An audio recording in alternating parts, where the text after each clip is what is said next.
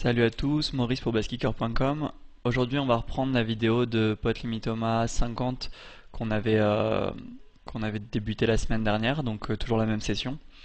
J'ai une table qui a breaké étant donné qu'elle était en heads up et que le joueur a arrêté de jouer, donc j'en réouvre une, qui a priori est une table deep. Pour les autres, ça a l'air d'être des tables normales de souvenirs.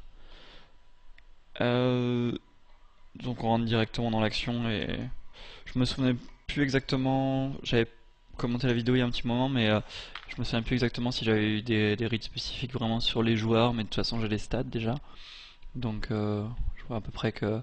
On voit déjà que les stats sont... Enfin il y a quand même pas mal de régulars on va dire, ou de joueurs qui ont des stats relativement régulars. Ça veut pas dire grand chose, ça veut pas dire qu'ils seront pas exploitables, etc. Mais juste que... En PLE 50 sur les points com, il doit commencer à avoir un jeu qui se rapproche plus d'un jeu classique et moins de... Probablement par rapport au point FR, rapidement en attendant qu'il y ait des mains, juste au niveau de l'ajustement, je pense que plus les tables sont réguiches, c'est-à-dire plus il y a le joueur un peu plus tight, etc.,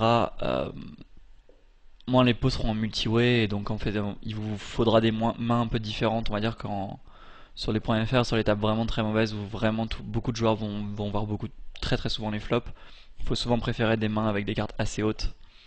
Euh, des soutes assez hautes, des mains connectées mais plutôt assez hautes, des paires hautes, plutôt que des mains même assez connectées qui sont basses, puisque vous allez être souvent dominé au niveau straight over straight, flush over flush, etc. Je vais revenir rapidement sur la main parce que j'ai pas fait attention à la façon dont j'avais joué. Ah oui, ok, c'est pour ça que j'avais montré. Mister NTD Open, a priori, donc au cutoff. J'ai une excellente main puisque j'ai des as double suit. Donc je pensais à 3BT à la base et je montre avec ma souris que le joueur est à 22% de 3 bêtes, dont pour l'instant, certes c'est sur un petit échantillon, mais pour l'instant seulement à 100% dans la small blind et la big blind. Donc vraiment que hors de position.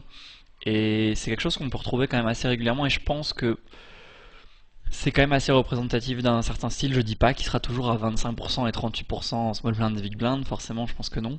Mais je pense que ça vaut le coup de se dire qu'il va 3BT assez souvent pour qu'on puisse call et avoir de quoi 4BT directement contre 3 joueurs. Donc vous imaginez bien que Mr. NTD va toujours call quasiment si des Beckham 3 bet et que moi